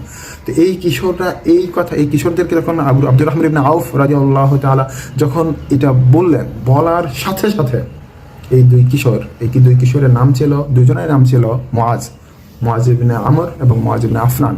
এরা ছিল চাচাতো ভাই। এরা বাজ পাখির মতো ছুটে গেল এবং সেই বুকের মধ্যে তাকে সুরক্ষিত জায়গায় সুরক্ষিত রেখেছে আবু জাহেল, প্রধান সেনাপতি। তার উপরে সেই সব কিছু ভেদ করে তারা বাজ পাখির মতো, শিকারী পাখির মতো ছুটে গিয়া প্রথমে মুআয ইবনে আমর, তিনি এই কিশোর বয়সে তিনি গিয়ে ওই সকল ব্যূহ ভেদ করে তিনি প্রথমে গিয়ে আবু জাহেলের উপরে এত জোরে আঘাত করলো এবং ছোট্ট কিশোর আবু জাহেল তো ঘোড়ার পিঠে আঘাত করলেন এবং আঘাতের প্রথম আঘাতেই আবু জাহেল প্রতিহত করতে পারলেন না, কেউ ঠেকাতে পারলো না। আবু জাহেলের পায়ের উপর আঘাত করলো এবং পায়ের উপরে এত জোরে আঘাত করলো যে তার পা একেবারে বিচ্ছিন্ন হয়ে মাটিতে পড়ে গেল। এবং বর্ণনা আসছে যে খেজুর যেরকম গাছ থেকে পড়ে যায়, বাতাসে উড়ে পড়ে যায়, ঠিকভাবে তো তার পা আলাদা হয়ে ঘোড়া থেকে পড়ে গেল। এবং তারপরে আবু জাহেল ঘোড়া থেকে ঠাস করে মাটিতে পড়ে গেল এই মুআয রাদিয়াল্লাহুর আঘাতে, এই কিশোরের আঘাতে। এখানে দেখুন, এরপরে তার ভাই যা অন্য মুআয, সেও তাকে অ্যাটাক করলো। এবং এই যে অ্যাটাক করার ঘটনাটা আবার এই যে আবু জাহেলের পুত্র ইকরামা ইবনে আবু জাহেল, এই ইকরামা তখনও পরবর্তীতে সাহাবী হয়েছেন, কিন্তু তখনও তিনি ইসলাম গ্রহণ করেন না। তখন তিনিও এই যুদ্ধে আসছে। এই ইকরামা তার বাবাকে আক্রমণ করে ঘোড়া থেকে ফেলে দিয়েছে, অ্যাটাক করেছে তীব্রভাবে। এটা দেখে ইকরামা দৌড়ে এগিয়ে এসে এই মুআয ইবনে আমরকে আঘাত করলেন। এই ইকরামার আঘাতে মুআয রাদিয়াল্লাহুর হাত এখান থেকে কেটে গেল, একেবারে কেটে হাড় সহ আলাদা হয়ে গেল, শুধুমাত্র একটু চামড়া আর একটু মাংসপেশিতে ঝুলতেছিল। এই অবস্থায়ও সেই মুআয রাদিয়াল্লাহু তাআলা আনহু তিনি তার বীর বিক্রমে সেই কিশোর সাহাবী যুদ্ধ করে যাচ্ছিলেন। একটা হাত কেটে ঝুলতেছে, এই অবস্থায় তিনি আর এক হাত দিয়ে তিনি যুদ্ধ করছেন। এবং এক পর্যায়ে দেখলেন যে কাফেররা তার দিক থেকে তাকে ঘিরে ধরেছে, তাহলে তিনি এইভাবে এই হাত একটা ঝুলন্ত অবস্থায় তিনি আর যুদ্ধ করতে পারছেন না। তখন তিনি যেটা করলেন, সুবহানাল্লাহ, তিনি তখন তার হাতটাকে পায়ের নিচে রেখে জোরে টান দিয়ে হাতটাকে ছিঁড়ে ফেলে তারপরে তিনি এক হাত দিয়ে যুদ্ধ করতে বীরত্বে যুদ্ধ করে তিনি শহীদ হয়ে গেলেন। ওদিকে আবু জাহেল কুরাইশদের সর্বোচ্চ নেতা, কিন্তু সে কার আঘাতে আল্লাহ তাআলা তাকে কাকে দিয়ে মারলেন লক্ষ্য করুন। তাকে কুরাইশদের সর্বোচ্চ নেতা, এখানে তাকে মারার জন্য এখানে হামজা ছিলেন, আলী রাদিয়াল্লাহু ছিলেন, আসাদুল্লাহ গালিব, এরকম বীর সাহাবী নিজে ছিলেন, কিন্তু তারা না। এখানে মারলেন এই ছোট্ট কিশোর আবু জাহেলকে মারলেন এবং তার ভাই তাকে আঘাত করলেন। এবং শেষ পর্যায়ে আবু জাহেল পড়ে আছে একেবারে মৃত্যুর দ্বার প্রান্তে। এই সময় আসলেন আব্দুল্লাহ ইবনে মাসউদ। শেষ পর্যায়ে আসলেন এই আব্দুল্লাহ ইবনে মাসউদ রাদিয়াল্লাহু তাআলা একেবারে শেষ পর্যায়ে। তখন এতভাবে আঘাতে আবু জাহেল যখন একেবারে মৃত্যুর একেবারে দ্বার প্রান্তে শেষ মুহূর্তে চলে গেছে, তখন আব্দুল্লাহ ইবনে মাসউদ আসলেন। এবং এটা আবুল মাসউদ আসলেন যে রাসূল সাল্লাল্লাহু আলাইহি সাল্লাম জিজ্ঞেস করেছিলেন যে কি আমার আবু জাহেলের অবস্থা আমাকে কে জানাবে? তখন আব্দুল্লাহ ইবনে মাসউদ বললেন যে হ্যাঁ ইয়া রাসূলুল্লাহ, আমি জানাবো। তখন তিনি বেরিয়ে এসে দেখলেন এই অবস্থা, এই যে মুআয রাদিয়াল্লাহু তার এই অবস্থা করেছেন। তখন তিনি শেষ আঘাতটা তিনি হানলেন এবং তাকে তার বুকের উপর পা রেখে এই আব্দুল্লাহ ইবনে মাসউদ রাদিয়াল্লাহু বুকের উপর পা রাখলেন এবং বললেন, দেখো তোমাকে আল্লাহ কিভাবে অপমানিত করতেন। বুকের উপর পা রেখে এটা বলছেন, কিভাবে আল্লাহ অপমানিত করছেন। কিন্তু এই আবু জাহেল শেষ মুহূর্তে, দাম্ভিক আবু শেষ মুহূর্তেও বললেন যে আমাকে অপমানিত করেছে আল্লাহ, আমার চেয়ে এই ময়দানে আমার চেয়ে অভিজাত, আমার চেয়ে এলিট আর কে আছে। দেখুন তার দাম্ভিকতা, মৃত্যুর একেবারে শেষ মুহূর্তেও তার এই দাম্ভিকতা কমে নেই। তাহলে এখানে খেয়াল করুন যে এই যে দাম্ভিক সর্বোচ্চ নেতা, প্রধান সেনাপতি আবু জাহেলকে আল্লাহ তাআলা কিভাবে মারলেন। তিনি কোনো বীরদের দিয়ে মারেননি, তিনি মেরেছেন, তাকে আঘাত করিয়েছেন ছোট্ট এরকম কিশোর মুআয রাদিয়াল্লাহু, মুআয ইবনে আফনান। এবং শেষ পর্যায়ে যে আব্দুল্লাহ ইবনে মাসউদ, ইনিও কুরাইশদের কোনো এলিটদের ছিলেন না, ইনিও বকরি পালতেন এবং ইনিও মূল সম্ভ্রান্ত কুরাইশদের অংশ ছিলেন না। তো এইরকম তিনজন সাহাবীদের দিয়ে এই আবু জাহেলের মৃত্যু ঘটালেন। এটা আমরা যুগে যুগে আরও অনেক দেখি। এই দাম্ভিকদের পরিণতি এভাবেই হয়। আল্লাহ তাআলা তাদেরকে, এই কাফেরদেরকে ঘিরে রেখেছেন। আল্লাহ চাইলেই যে কোনো সময় ধ্বংস করে দিতে পারেন। আল্লাহ তাআলা শুধু সময়ের অপেক্ষা, আল্লাহ তাআলা যে কোনো সময় ধ্বংস করতে পারেন। এটা যুগে যুগে আল্লাহ তাআলা দেখিয়েছেন। কিন্তু আল্লাহ দেখতে চান যে মুমিনরা কি করে, মুমিনদের ঈমান, মুমিনদের লড়াই, মুমিনদের আল্লাহর জন্য কতখানি ত্যাগ, এটাই শুধু আল্লাহ দেখেন। কিন্তু আল্লাহ চাইলে যে কোনো সময় তাদেরকে ধ্বংস করতে পারেন, এটা আমরা ইতিহাসে যুগে যুগে আমরা দেখতে পাই। যেমন নমরুদের এত প্রতাপশালী, এত শক্তিশালী, এত ধনী নমরুদকে আল্লাহ তাআলা কীভাবে ধরাশায়ী করেছিলেন, কীভাবে মেরেছিলেন। আমরা ইসরায়েলি বর্ণনা থেকে আমরা জানি যে তাকে মশা দিয়ে আল্লাহ তাকে ঘায়েল করেছিলেন, মশা তাকে ধরাশায়ী করেছিলেন। এরপরে দেখুন আসহাবুল ফিল, যারা ইয়েমেন থেকে এসেছিল কাবা ধ্বংস করতে, সূরা ফিলের ঘটনা। আসহাবুল ফিলদেরকে কি দিয়ে ধ্বংস করেছিলেন? আবাবিল পাখি, ছোট্ট ছোট্ট পাখি, একেবারে ছোট্ট ছোট্ট পাখি, ছোট্ট ছোট্ট দানা, যে এক একটা পাথর দানা এক একটা মিসাইল হয়ে তাদের উপরে আক্রমণ করেছিল। দেখুন, এটা হচ্ছে আল্লাহ তাআলার সুন্নাহ। আল্লাহ তাআলা এই অহংকারীদের, এই বিশাল প্রতাপশালী যারা দাবি করে আমরা সুপার পাওয়ার, এই যে আজ জাতিদের দাম্ভিক আজ জাতি ছিল, তারা ফিজিক্যালি অনেক শক্তিশালী ছিল, অনেক বড় যোদ্ধা ছিল, এবং তারা পাথর কেটে কেটে তারা বাড়ি বানাতো। এটা ছিল তাদের মূলত অহংকারের মূল উপকরণ। সেই আজ জাতিকে আল্লাহ শুধু বাতাস দিয়ে ধ্বংস করেছিলেন। এটাই আল্লাহ তাআলার সুন্নাহ। ফিরআউনকে আল্লাহ কীভাবে ধ্বংস করেছিলেন? তাকে যুদ্ধ করার প্রয়োজন হয় না, তাকে পানিতে ডুবিয়ে তাকে হত্যা করেছিলেন, আমরা জানি। সুতরাং আল্লাহ তাআলা এরকম এই দাম্ভিকদের, এই সুপার পাওয়ারদেরকে আল্লাহ ধ্বংস করতে কিছুই লাগে না। আল্লাহ তাআলা যুগে যুগে আল্লাহ দেখিয়েছেন। কিন্তু আল্লাহ এটা যে কোনো মুহূর্তেই করে ফেলতে পারে। কিন্তু আল্লাহ তাআলা দেখতে চান আমরা কি করছি, আমাদের ঈমান কি, আমরা আল্লাহর জন্য কতটা ত্যাগ করছি, আমরা আল্লাহর জন্য কতটা প্রস্তুতি নিচ্ছি, আমরা আমাদের ঈমানের অবস্থা কি, আমাদের আমলের অবস্থা কি, আমাদের আকীদার অবস্থা কি, এটা আমি দেখতে চাই। এই জন্য এমনিভাবে দেখবেন এই যে পরাশক্তি, বিশাল শক্তিধরদেরকে আল্লাহ তাআলা ধ্বংস করেন, এটা এই বর্তমানেও, এগুলো তো ইতিহাস থেকে বললাম, বর্তমানেও আমরা এই প্রমাণ দেখি।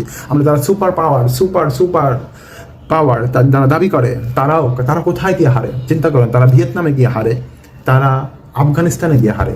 আফগানিস্তানে যাদের গায়ে ইউনিফর্ম নেই, যাদের পেটে খাবার নেই, সেই মানুষদের কাছে গিয়ে তারা হারে। সুতরাং এই প্রমাণ আমরা এখন বর্তমানেও একেবারে জ্বলন্তভাবেও আমরা দেখতে পাই। সুতরাং আমাদের যেটা দরকার সেটা হচ্ছে আমাদের সেই বদরের মতো আকীদা, বদরের মতো ঈমান, বদরের মতো আল্লাহর জন্য কোরবানি। এটা করতে পারলে আমরা আবারও বিজয় অর্জন করতে পারি। এরপরে আরও একটা বিষয় খেয়াল করুন, এই যে বদর থেকে আমরা আরও কিছু জিনিস আমরা লক্ষ্য করতে পারি। দেখুন, কুফাররা তারা নিজেরা যেটাকে অনেক বেশি পবিত্র বলে মনে করে, পবিত্র আকীদা, পবিত্র, খুবই গুরুত্বপূর্ণ, তাদের অলঙ্ঘনীয় বিষয় মনে করে। যেমন ধরুন এই যে human rights, peace keeping, democracy, এগুলোকে তারা খুবই পবিত্র, খুবই এগুলার ফেরি করে বেড়ায় তারা। অথচ তারা মুসলমানদের ক্ষেত্রে এর কোনো নিয়মই তারা মানে না। যেমন দেখুন, এই যে বদরের দিনে আবু সুফিয়ানের এক ছেলে এই দিন বন্দী হয়েছিল, মুসলমানদের হাতে বন্দী হয়েছিল। এবং আরবদের হাজার বছরদের প্রচলিত নিয়ম যে যুদ্ধে বন্দী হলে তারা মুক্তিপণ দিয়ে তাদেরকে ছাড়িয়ে নিতে পারে। কিন্তু এটা হাজার বছর ধরে চলে আসছে, আবু সুফিয়ানের সকল নেতারা এটা অনুসরণ করে। কিন্তু আবু সুফিয়ান সে যখন এটা মুসলমানদের ক্ষেত্রে তখন হলো, মুসলমানদের ক্ষেত্রে তখন তার সন্তান বন্দী হলো, কিন্তু সে তার পেছনে লাগলো, সে এই মুক্তিপণ দিবে না, মুসলমানদেরকে মুক্তিপণ দেয়নি এবং তার ছেলেকে ছাড়িয়েও নেয়নি। সে কি করেছে? সে পরবর্তী বছরেই হজের মৌসুমে এক মুসলমানকে সে বন্দী করেছে। এবার এটা কিন্তু হাজার বছরের মক্কার নিজস্ব নিয়মেরই লঙ্ঘন, যে কোনো হাজিকে কেউ আক্রমণ করতে পারে না, হাজির উপর কোনো রকম অ্যাটাক করতে পারে। সে যদি ক্রিমিনালও হয়, সে যদি অপরাধী হয়, তাও তাকে হজরত অবস্থায় তাকে গ্রেফতার করা যায় না, তাকে আক্রমণ করা যায় না। কিন্তু এই নিয়ম ভেঙে সেই হজ থেকে তাকে বন্দি করলো, এই নিয়ম ভেঙে হজ থেকে বন্দি করলো, এবং এই বন্দি করে বললো যে আমার সন্তানকে ফিরিয়ে দিয়ে একে ফিরিয়ে নিয়ে যাও। কিন্তু সে মুক্তিপণ দেয়নি। এই যে দেখুন, তারা নিজেরা যেটাকে পবিত্র মনে করে, এই ডেমোক্রেসির মতো, এই যে হিউম্যান রাইটসের মতো, এগুলো তারা কখনোই মুসলমানদের ক্ষেত্রে তারা এটা কখনোই মানে না। এটা আমরা সেই বদরেও প্রান্তে সেই যুগেও দেখেছি, এই বর্তমান যুগেও দেখছি। আমরা হিউম্যান রাইটস কোথায় আজকে? গাজায় হিউম্যান রাইটস কোথায় আজকে? ইরানে, আজকে ফিলিস্তিনে কোথায় হিউম্যান রাইটস? আমরা পুরো বিশ্বব্যাপী আমরা দেখতে পাচ্ছি যে এটা তারা এটাকেই পবিত্র মনে করে, এটাই ফেরি করে বেড়ায়। অথচ তখন মুসলমানদের বিরুদ্ধে আছে, তখন তাদের এই কোনো পবিত্র বাণী কোনো কিছুই আর কাজ করে না। মুসলমানদের ক্ষেত্রে এই সকল নিয়ম, তাদের নিয়মই তারা লঙ্ঘন করে, তারা কোনোভাবেই মানে না, নির্লজ্জভাবে এগুলোকে অগ্রাহ্য করে। এরপরে আরেকটা বিষয় খেয়াল করুন, আরেকটি শিক্ষণীয় বিষয়, যে অষ্টম শিক্ষণীয় যে বিষয়টা আমরা এখান থেকে খেয়াল করতে পারি, সেটা হচ্ছে ওয়ালাওয়াল বাবা, যে এই যে আমরা কার সাথে বন্ধুত্ব করব এবং কার সাথে বন্ধুত্ব করব না, সেই বিষয়ে আমরা শিক্ষা পেতে পারি। খেয়াল করুন, বদরের সাহাবীরা কার সাথে যুদ্ধ করেছিলেন? খেয়াল করুন, বদরে আবু বকর রাদিয়াল্লাহু যুদ্ধ করেছেন, তার নিজের উরুদ্দার সন্তান আব্দুর রহমানের বিরুদ্ধে তিনি যুদ্ধ করেছেন এবং তাকে অ্যাটাক করেছেন। তাকে মারতে পারেন নাই, কিন্তু তাকে অ্যাটাক করেছিলেন আবু বকর, তার নিজের সন্তানকে তিনি যুদ্ধের ময়দানে অ্যাটাক করেছিলেন, এগিয়ে গিয়ে অ্যাটাক করেছিলেন। কেন অ্যাটাক করেছিলেন? কারণ সে ছিল মুশরিক, সে ছিল কাফির, ইসলামে তখনও পর্যন্ত ইসলামের দুশমন ছিল, এবং তিনি ছিলেন মুসলিম, মুহাম্মদ সাল্লাল্লাহু আলাইহি ওয়াসাল্লাম পক্ষে দ্বীনের জন্য লড়াই করতেছিলেন। এই জন্য তার নিজের সন্তানের বিরুদ্ধে তিনি অস্ত্র ধরতে এতটুকু বিব্রত হননি, এতটুকু পিছপা হননি। এটা হচ্ছে আমাদের এখান থেকে শিক্ষা, যে আমরা কে আমার আসলে প্রকৃত বন্ধু আর কে আমার প্রকৃত শত্রু, সেটা আমার সম্পর্ক দিয়ে নির্ধারিত হয় না, সেটা আমি মুসলিম হিসেবে আমার ঈমান, আমার আকীদা দিয়ে নির্ধারিত হয়।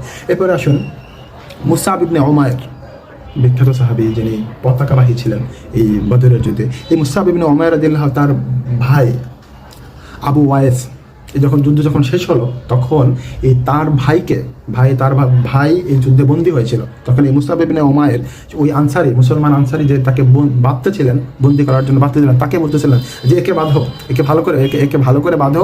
এর মা, অর্থাৎ নিজের মার কথা বলতেছিলেন, এর মা হচ্ছে অনেক ধনী মানুষ, একে বাঁধে রাখো, এর কাছ থেকে ভালো মুক্তিপণ পাবে।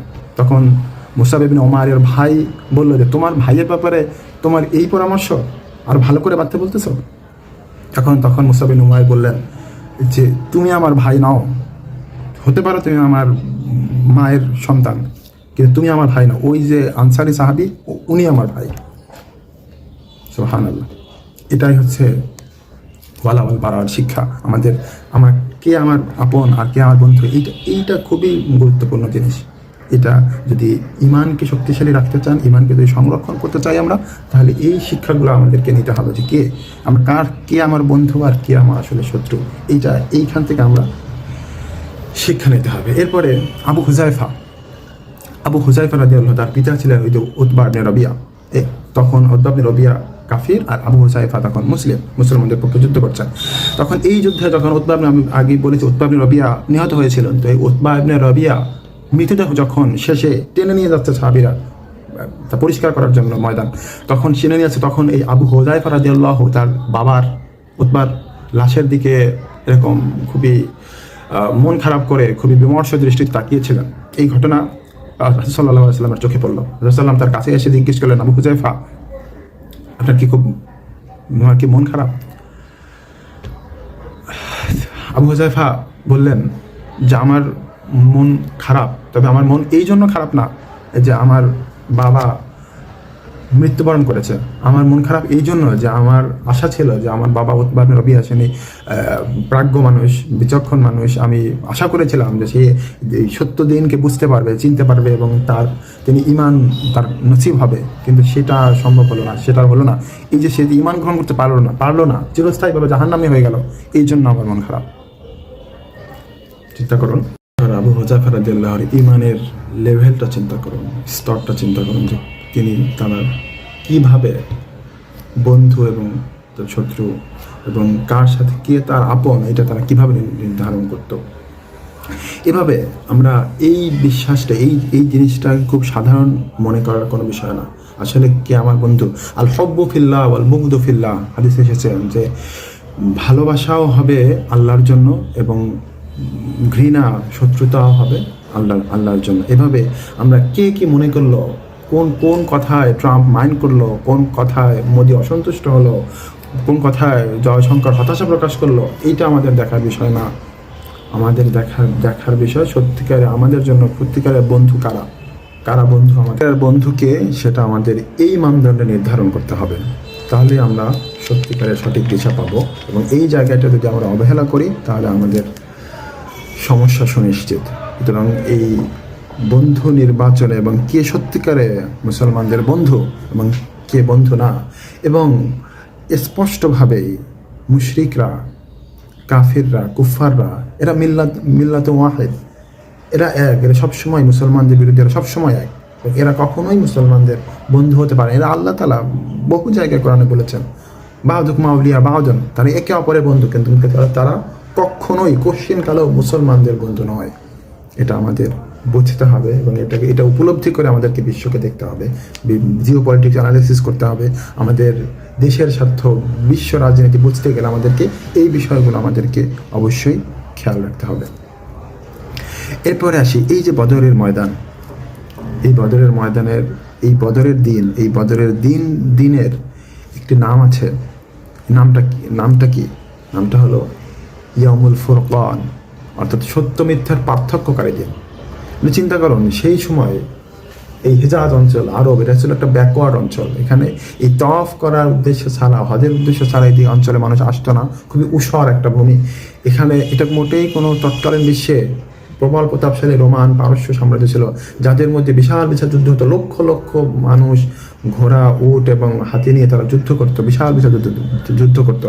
এটা কোরআনেও আসছে, গুলিবাতে রোম, এই যে রোমানদের বর্ণনা কোরআনেও আসছে। সেই সময় চিন্তা করুন, এই যে 1000 আর 317 জন বা 313 জন মানুষ, এই মাত্র এই 1300-1350 মানুষের যুদ্ধ, এই দিনটাকে, এই যুদ্ধটাকে আল্লাহ তাআলা ইয়ামুল ফুরকান বলেছেন, অর্থাৎ সত্য মিথ্যার পার্থক্যকারী। ইতিহাসের সবচেয়ে একটা দিন যদি সত্য মিথ্যার পার্থক্যকারী দিন হয়, তাহলে সেই দিনটা হলো এই বদরের দিন, ইয়ামুল বদর। এটা ইয়ামুল ফুরকান কেন? ইয়ামুল ফুরকান কীভাবে? আপনি খেয়াল করুন যে আমরা যখন কোনো একটা গল্প উপন্যাস পড়ি, তখন তার মধ্যে একটা মেইন ক্যারেক্টার থাকে, একটা প্রোটাগনিস্ট থাকে, আর এই একটা প্লট থাকে, একটা মেইন প্লট থাকে, একটা মেইন স্ট্রিম থাকে, আর সাথে বাকি অনেক সাব প্লট থাকে। এই প্রত্যেকটা গল্পের একটা মেইন প্লট থাকে, একটা মেইন ক্যারেক্টার থাকে। আর এই বদরের চিন্তা করেন, এই বদরের ক্যারেক্টারটা কি, বদরের লড়াইটা কি নিয়ে? রোমান পারস্যের যে লড়াই করতো, তারা লড়াই করতো আধিপত্য বিস্তারকে কেন্দ্র করে, সাম্রাজ্য বিস্তারকে কেন্দ্র করে, স্বার্থের কারণে, অর্থাৎ দুনিয়াবী স্বার্থের কারণে তারা যুদ্ধ করতো। লক্ষ লক্ষ মানুষ মারা যেত সেখানে, বড় বড় যুদ্ধ হতো। কিন্তু সেগুলো কোনোটাই পার্থক্যকারী যুদ্ধ, ডিসাইসিভ যুদ্ধ নয়। আল্লাহ বলেছেন এই বদরেরটাই হচ্ছে ইয়ামুল ফুরকান। এটা কেন? এটার কারণ হলো, এটাই হচ্ছে মেইন স্ট্রিম, এটাই হচ্ছে সেই প্রোটাগনিস্ট, যেটা হচ্ছে হক এবং বাতিলের মধ্যে যুদ্ধ। একেবারে পুরো মানব ইতিহাসের শুরু থেকে যত মেইন ক্যারেক্টার ছিল, মেইন যে লড়াই ছিল, সেটাই হক এবং বাতিলের যুদ্ধ। এই বদরের দিনটা ইয়ামুল ফুরকান এই জন্য যে এটা হলো ইমানের বিরুদ্ধে কুফরের যুদ্ধ, তাওহীদের বিরুদ্ধে শিরকের, ইসলামের বিরুদ্ধে জাহেলিয়াতের যুদ্ধ। এই কারণেই এটা ইয়ামুল ফুরকান। এটাই হচ্ছে মেইন প্লট, এটাই হচ্ছে মেইন স্টোরি, এটাই হচ্ছে মূল স্টোরি লাইন। এটা তাও আমাদের হকের বিরুদ্ধে বাতিলের লড়াই, এবং এই দিনে হকের বিজয়, চূড়ান্ত বিজয়ের সূচনা হয়েছিল এই বদরের ময়দান। এই জন্যই হচ্ছে এটা ইয়ামুল ফুরকান, ফার্স্ট ডিসাইসিভ ভিক্টরি। এটা ছিল আমাদের এই ইতিহাসে। এরপরে আমরা খেয়াল করি, এই যুদ্ধের ময়দানে আমাদের মুসলমানদের একটা স্লোগান ছিল, খেয়াল করার মতো বিষয়। স্লোগানটা ছিল আহাদ আহাদ, কুল হুয়াল্লাহু আহাদ। সেই একাত্মবাদের স্লোগান, এই আহাদ আহাদ, এটাই ছিল বদরের মুজাহিদদের স্লোগান, আহাদ। এবং পতাকা ছিল, মূলত 3টি পতাকা ছিল। প্রধান পতাকাটি ছিল সাদা, সেটা ছিল মুসআব ইবনে উমাইরের হাতে এই পতাকা ছিল, এবং বাকি আরও 2টো কালো পতাকা ছিল। সুতরাং লক্ষণীয় যে এই যে স্লোগান, পতাকা, এগুলো সুন্নাহ, এগুলো লড়াই সংগ্রামে একটি ভ্যালু অ্যাড করে, এবং এটার একটি গুরুত্ব রয়েছে। এই আহাদ স্লোগানে মুখরিত করিত সেই বদরের প্রান্তর। এরপরে সর্বশেষে আছে যে আমাদের এই বাংলা, এই বাংলাদেশ, এই বঙ্গ। যে খেয়াল করুন, এই বাংলা অঞ্চলে কখনোই, ইতিহাসের কখনোই এটা মুসলমানদের একের মূল কেন্দ্রের সাথে সংযুক্ত ছিল না। তাই সবসময় এই মুশরিকদেরকে ঘেরা ছিল, চারপাশ ঘেরা ছিল। এই বাংলাদেশ, এই বঙ্গ অঞ্চল কখনোই একেবারে মুসলিম প্রধান ছিল না, এবং চারপাশ সবসময় কাফির কুফার দিয়া ঘেরা ছিল। এরা কখনোই মুসলমানদের কেন্দ্রের সাথে সংযুক্ত ছিল না। অথচ এখানেই, এই বাংলাদেশে, এই বঙ্গদেশে বিশ্বের অন্যতম মুসলিম বসতিপূর্ণ এলাকা, এবং পুরো ওয়ার্ল্ডের যত মুসলিম আছে, তার মধ্যে এই বাঙালি মুসলিমরা হচ্ছে 3rd লার্জেস্ট এথনিক গ্রুপ। মুসলমানদের মধ্যে 3rd লার্জেস্ট এথনিক বা নৃতাত্ত্বিক গোষ্ঠী হচ্ছে এই বাঙালি মুসলমানরা। এটা আল্লাহ কেন করলেন? আল্লাহ তাআলা কি কোনো কিছু খেলার ছলে করলেন? আল্লাহু খায়রুল মাকিরিন।